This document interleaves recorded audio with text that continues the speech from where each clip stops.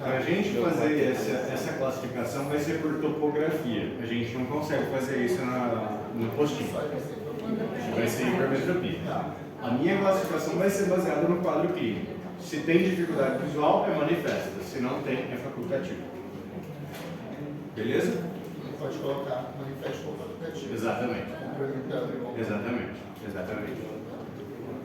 Então o problema aqui, ó, é que o ponto de foco do olho hipermétrope, pelo tamanho ser reduzido, acontece depois da retina. Assim como na presbiopia.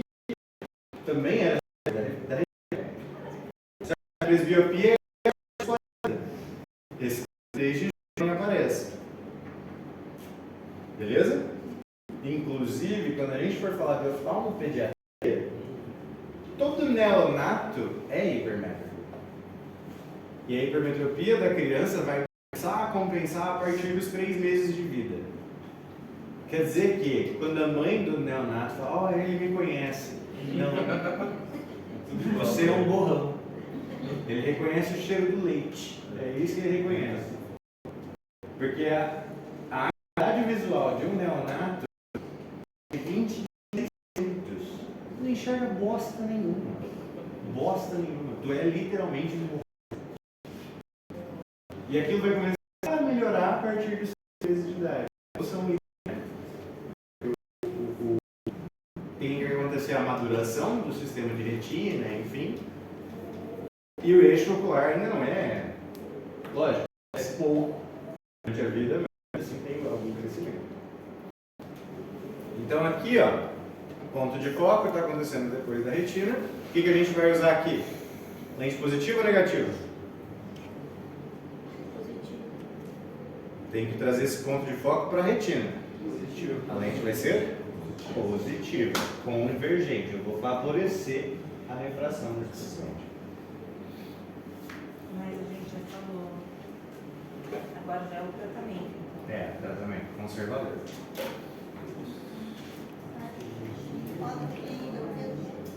Dificuldade visual e distância. Ah! Hipermetropia. Senão a minha não dorme hoje. Como esse olho é menor, a gente costuma dizer que o paciente que tem o olho hipermétrope é um olho que tem facilidade a longas distâncias. Porque o cristalino nem precisa mudar tanto a sua morfologia para focar, porque o olho já é pequenininho, então é mais fácil de focar lá atrás. Aí aqui, ó, na tabelinha de Snellen,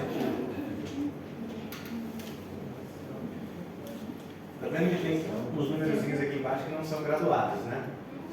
O olho hipermétrope consegue ler isso aqui. É a facilidade a longa distância. Hipermetropia da brava, então.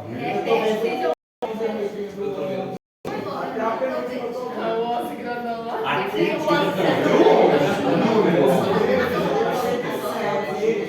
a letrinha do 11, tudo hipermétrope. Nunca na vida. O 10 está melhor ainda.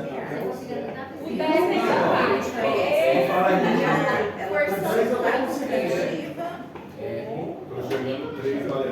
Fala as 3.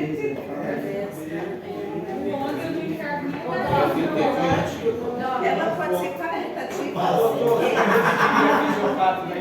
Tudo dois. Peraí, mas ela pode ser qualitativa. Ou manifesta. Manifesta é quando já tem a dificuldade visual. E a facultativa é quando tem esses sintomas periféricos. Cefaleia, náusea, enfim. Isso é fisiopata. Fisiopatologia. Axial e refrativa. Não, isso seria uma classificação de acordo com o quadro clínico. Então, ó, você vai classificar a hipermetropia segundo a etiologia em refrativa e axial. E o quadro clínico você vai classificar em manifesta e facultativa. Entendeu? Doutor, vou fazer uma pergunta meio fora de... meio fora, então não sabe dizer.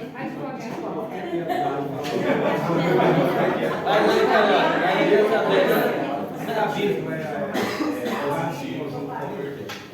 O estrabismo é um quadro que é muito frequente ser devido a um erro de refração.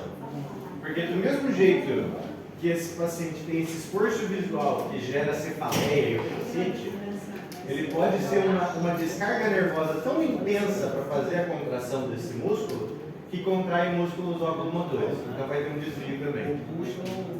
Em idade pediátrica, classicamente é um estrabismo convergente, ele entra, e em idade mais avançada é divergente.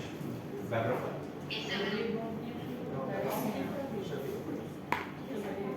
Muitas crianças têm, né? Clássico, clássico, clássico. Muito bom.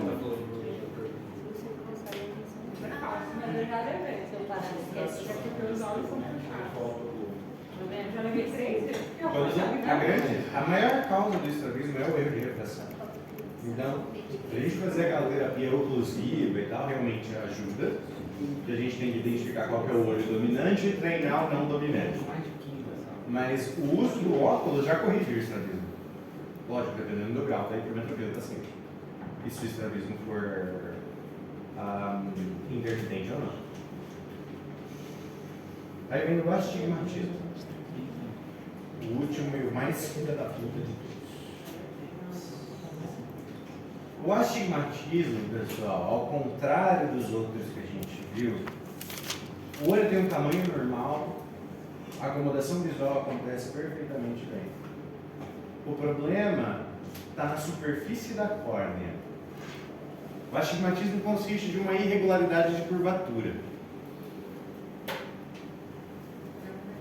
Pensa comigo. Se a córnea é a lente por onde a luz passa, para a luz se projetar de maneira regular, a luz tem que, a superfície, a lente tem que estar regular também, né? Se ela for de superfície irregular, a luz se projeta também irregular. Pensa comigo como se fosse no vidro. Você tem uma janela de blindex, lisinha, bonitinha. A projeção da luz através daquela janela de blindex no chão ou na parede, você consegue ver de novo a forma da janela. É uma projeção completamente irregular. Porque a superfície é irregular, logo se projeta de maneira irregular. Agora você pega aqueles elementos vazados de vidro que tinha. Vidraça de igreja. É, igreja, consultório médico, consultório de dentista, que era um bloco de vidro todo retorcido assim. Tijolinho de vidro. É, o tijolinho de vidro. Como a luz passa naquilo, que é uma superfície irregular, ela se projeta também de maneira irregular e fica aquele reflexo todo desenhado no chão. O olho astigmata é basicamente aquilo, é o bloquinho de vidro todo retorcido. Então a luz vai passar, ela vai se projetar na retina. Só que vai gerar múltiplos pontos focais. E para cada ponto focal tem a formação visual de uma imagem. Então a dificuldade visual do astigmata não é nem a longas nem a curtas distâncias. Ela é constante, independente da distância, porque ela está formando múltiplos pontos focais. Aqui a gente fala de sobreposição de imagens. Ela vai formar, como ela tem múltiplos pontos focais, vai mostrar aquela imagem sobreposta. O paciente que tem astigmatismo fala que quando ele começa a ler está tudo bem, mas 5 minutos depois de leitura, parece que a letrinha do lado já está começando a se juntar com a outra. Começa a andar, quando a coisa Porque está tendo sobreposição. Isso a curtas distâncias, o paciente refere essa sobreposição. O problema é na córnea? Na córnea. Quando a longas distâncias, a única coisa que muda é que esses pontos focais que estão se formando na retina, eles ficam mais distantes. Então, quando a gente vê a longas distâncias com o olho astigmata, pega essa sobreposição e põe ela um pouco mais afastada. O principal queixa do paciente com astigmatismo é à noite, justamente pela fotofobia. Um poste de luz longe é como se fosse uma estrela. Brilha, tem os feixes de luz. Farol de carro é horrível. E aquela luz que vem de contra, ela vai espalhando por todos os lados. Quando a minha vitamina A está baixa, pior ainda, eu vejo mal. Pior ainda. Pior ainda, isso aí. E a visão a longas distâncias, ela é Também é desfocada e distorcida. Só que não te dá a sensação de sobreposição. Dá a sensação de alongamento. Então esse é o paciente que classicamente ele refere isso no motivo de consulta. Doutor, eu tenho dificuldade tanto a curta quanto a longas distâncias. Só que a curta eu vejo imagens sobrepostas e a longas distâncias eu vejo imagens distorcidas e alongadas. Melhorou muito quando eu troquei minha lente agora e coloquei aquela lente azul. Que eles falam. Bloqueia a radiação dele. Né? Eu estou querendo saber assim, sobre essa daí que o senhor está falando. Ela é mais frequente em criança ou em adulto? Quando ela costuma aparecer mais? Qualquer circunstância. Qualquer circunstância. Ela é mais comum o adulto manifestar, porque geralmente ele já tem outro motivo, outro erro de refração associado. A criança pode ter desde o começo, inclusive o ceratocone, por exemplo. O ceratocone é um tipo de astigmatismo. Também é uma irregularidade da superfície da córnea. E é congênito. Então pode se manifestar em qualquer pico de idade. Pode ser hereditado? Na maioria das vezes sim. Professor, a definição de distância de imagem curta e longa, qual que é isso, por favor? Na dificuldade visual, Distorção na curta. a curtas distâncias é sobreposição Sobreposição. e a longas distâncias é distorção e alongamento.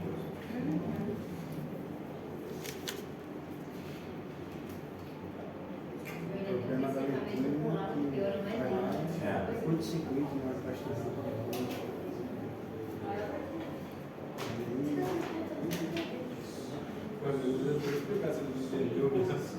Olha lá. Essa é a sobreposição. Os pontos focais estão próximos, quer dizer que ele está olhando alguma coisa de perto. A fisiopatologia é. Irregularidade da superfície da córnea e irregularidade da projeção, que gera múltiplos pontos focais.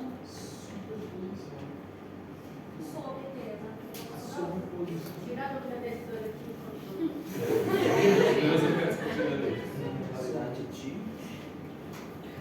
Quero saber se é super sobre. Fala aí pra ele. Sobre E o tratamento? o tratamento, que é coisa de filho da puta. Pensa aqui comigo. Pensa aqui comigo. Córnea aqui é regular. Nessa aqui de baixo é irregular. Tá vendo que essa parte, o horizonte superior, é mais curvado do que a parte inferior. A lente que a gente vai usar aqui é uma lente combinada, cilíndrico-esférica. A ideia da lente é encaixar nessa superfície. Então, essa pontinha de cima vai ser fininha e a de baixo vai ser mais grossa, tentando tornar o mais simétrico possível. Qual que é o problema? Por que eu digo que é de filha da puta? Vai corrigir quando o paciente estiver com o óculos colocado e olhando assim. Porque a lente está desenhada para compensar essa curvatura. Se esse paciente fizer assim, já perdeu o foco, já não está mais compensando mais nada. Então é um paciente que sim, ele enxerga, vai corrigir de maneira conservadora, só que você tem que educar o teu paciente a usar o óculos. Não é o paciente que ele vai ler assim, ele vai ter que abaixar a cabeça para deixar sempre num plano horizontal. A tela do computador você tem que deitar para trás. Tem que levar, é todo um rolo. Dá para compensar? Dá, mas depende muito do hábito do paciente. Mas incomoda quando não tá na visão central. Incomoda quando tipo tá assim, você olha aqui assim, eu fico incomodado. Porque ela deixa de corrigir. Lente cilíndrica. Sentindo. Cilíndrico-esférica. é uma combinação. Aqui, ó. Nessa imagem, o defeito de curvatura está aqui embaixo. A lente é marcada. Então a lente, na cara anterior da lente, ela vai ser regular. E a parte posterior da lente vai tentar compensar o desvio da córnea. Para poder gerar uma projeção regular. Só que vai corrigir só se estiver olhando no plano horizontal. Se mudar o plano, já foi. Então aquele. Quando você vai no oculista, eles fazem o pontinho na visão central, assim, né? É só o astigmatismo que faz isso? A gente faz em tudo aqui, né? Para ver aonde vai ser o ponto de maior curvatura da córnea. Da lente, no caso. A fisiopatologia, irregularidade da córnea. Irregularidade da superfície corneal. Que gera múltiplos pontos focais. Então, onde você observa que a lente ela tem os pontos onde ela é mais grossa, onde está o defeito. É. Se está no meridiano superior ou inferior. Às vezes é bem discreto. O meu, por exemplo, é aqui embaixo. Eu sou míope e astigmático. Aqui embaixo é um pouquinho mais grossa do que em cima. Mas é bem. O meu é um astigmatismo bem leve. Doutor, você falou do solamento do problema mas a parte de você coloca o óculos que é sofrendo bastante leitura assim, e o outro não sei se eu forcei muito a Sim. quando a minha distância me incomoda. Uma coisa do astigmatismo que também é bem comum do paciente referir que faz para melhorar, quando é, por exemplo, com o celular, ele aumenta a fonte, aumenta o tamanho da letra para diminuir o espaço entre as pontas focais. No começo até melhora, mas daí a pouco começa a náusea, começa a falar, porque a musculatura está se forçando mais do que deveria para poder focar aquilo de um ponto só. Eu prefiro não usar o óculos e não ter dor de cabeça. Não ter dor de cabeça com o óculos. Coloquei o óculos, forcei o enxergo de boa, mas quando eu faço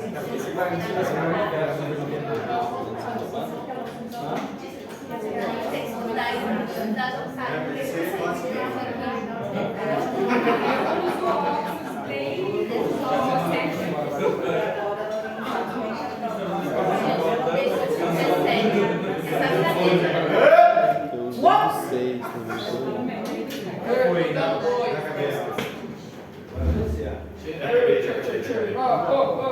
Então depois disso aqui, esses são todos os erros de retração.